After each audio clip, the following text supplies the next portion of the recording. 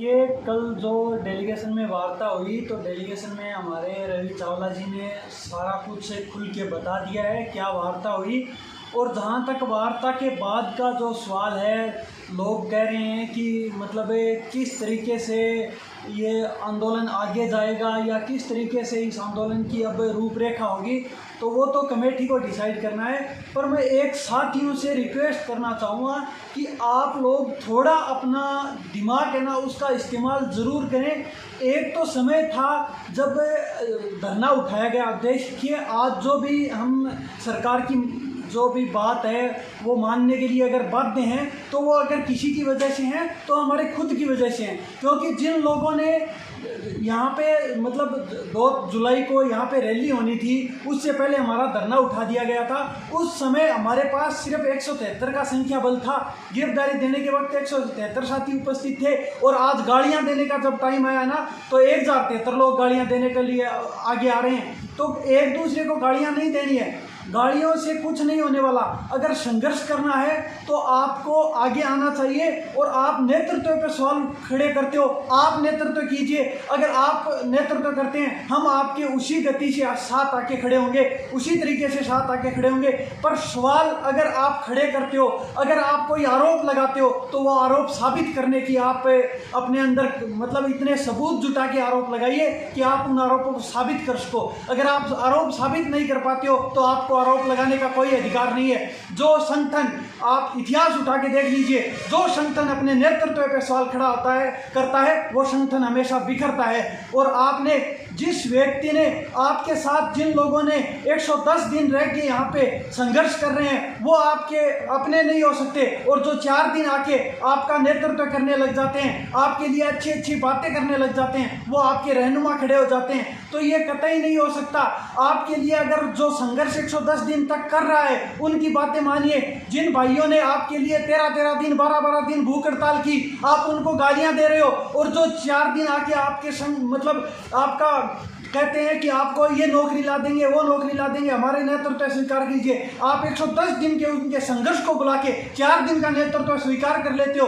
और मेरी एक बात ध्यान से सुनना कि अगर इस आंदोलन की यहाँ तक अगर इस मतलब जो भी बात हो रही है आज अपने साथ जो भी हो रहा है इसका जिम्मेदार कोई है तो वो राजस्थान के 27,823 लोग हैं जो यहाँ पे नहीं पहुँचे। जो यहाँ पे धरना उठा उस समय 173 लोग यहाँ पे उपस्थित थे। और जिस समय 6 लोगों को गिरफ्तार कर लिया गया था जमानत कराने के लिए, कोर्ट में एक साथी भी नहीं आया था जमानत कराने के लिए, वहाँ पे चाय पिलाने के लिए कोई भी साथी उपस्थित नहीं था। क्यों नहीं थे, क्यों वो लोग वहाँ पे नहीं आए? तब असुरक्षा महसूस होती है। नेतृत्व चाहे कोई भी हो, कोई भी आपका नेतृत्व कर रहा हो, पर आपके ऊपर जब आपके साथ वहाँ पे हमारे साथ जब विधायकपुरी थाने में हम बैठे हुए थे, कोई चाय पिलाने के लिए नहीं आया तो पुलिस वाले हमसे सवाल पूछ रहे थे कि आप किन का नेतृत्व कर रहे हो, किन का नेतृत्व कर रहे हो। आज आपके पास कोई चाय की पूछने के लिए नहीं आया, हमारे भीगे हुए कपड़े को कोई मतलब पूछने के लिए नहीं आया कि आपके भीगे हुए कपड़े हैं।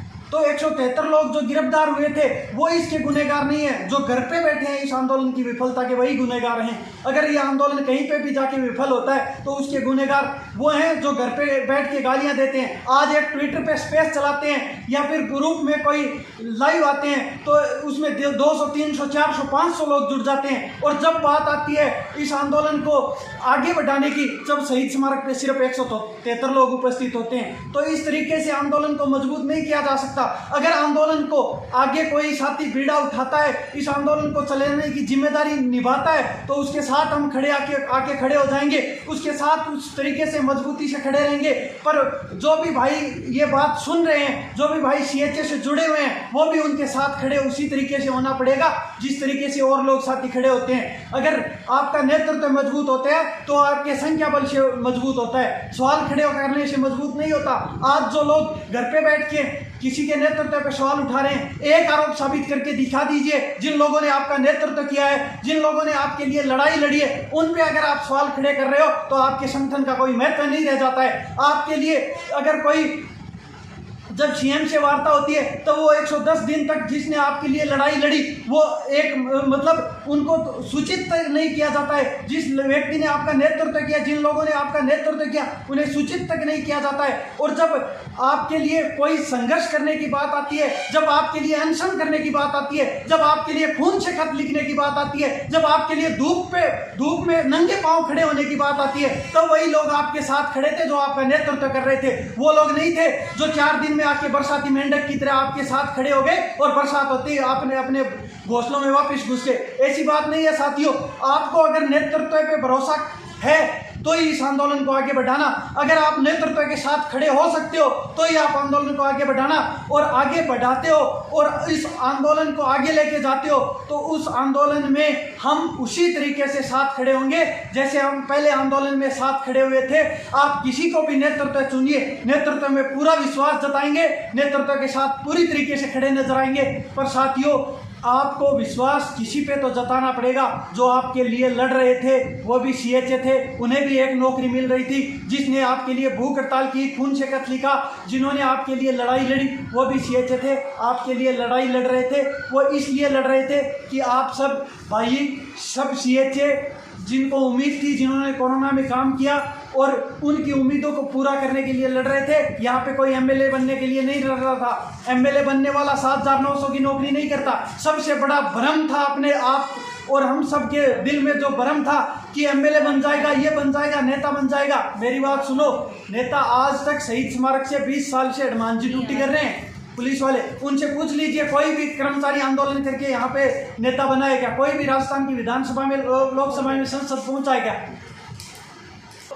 आपको ये अपने नेतृत्व पे विश्वास जताना पड़ेगा और तभी आंदोलन की सफलता निर्भर हो सकती है। आपको नेतृत्व पे ही विश्वास जताना पड़ेगा। जो भी भाई नेतृत्व करना चाहते हैं उनके साथ हम उसी तरीके से मजबूती से साथ खड़े होंगे जैसे पहले खड़े थे।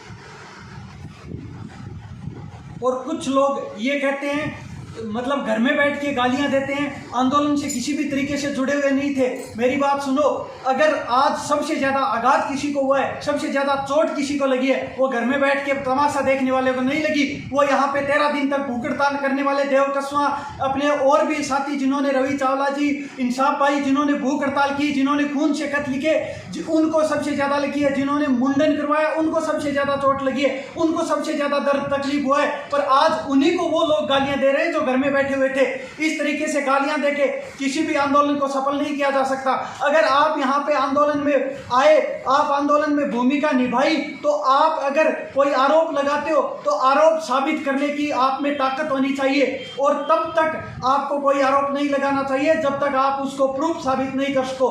आज कोई भी गालियां दे सकता है, अपने कमरे में बैठ के गालियां दे सकता है, पर शहीद स्मारक पे 90 दिन तक यहाँ पे संघर्ष करना कोई छोटी मोटी बात नहीं है। और संघर्ष के बाद ये परिणाम आते हैं तो उसको भी चोट उतनी लगती है, उससे 50 गुना ज्यादा आपको जो चोट लगती है ना, उससे 50 गुना ज्यादा यहाँ पे जो बैठ के संघर्ष किया था ना, जिन भाइयों ने यहाँ पे धूप में अपनी रातें गुजारी थी, यहाँ पे पूरी बारिश में भीगे थे, आंधियों में भी टिके रहे थे, आंधियां बरसात हो चाहे धूप हो, यहाँ पे बैठे रहे थे, उन लोगों को उससे ज्यादा चोट लगी है, 50 गुना ज्यादा चोट लगी है। तो अपने आप को, और जो साथी, कुछ साथी कह रहे हैं कि सुसाइड, मैं हार गया हूं, ऐसे मतलब इस तरीके की गतिविधियां करना चाहते हैं, मैं आपको कह देना चाहता हूं, आपके माँ बाप ने आपको इसलिए आपको लाखों रुपए लगा के डिग्री नहीं करवाई कि आप डिग्री करके एक नौकरी में विफल हो गए, एक परीक्षा में फेल हो गए तो आप सुसाइड कर लो। आपको कोई अधिकार नहीं है उनके सपनों को कुचलने का, आपको कोई अधिकार नहीं है उनके साथ सपनों के साथ खेलने का। अपने माँ बाप के सपनों को पूरा कीजिए।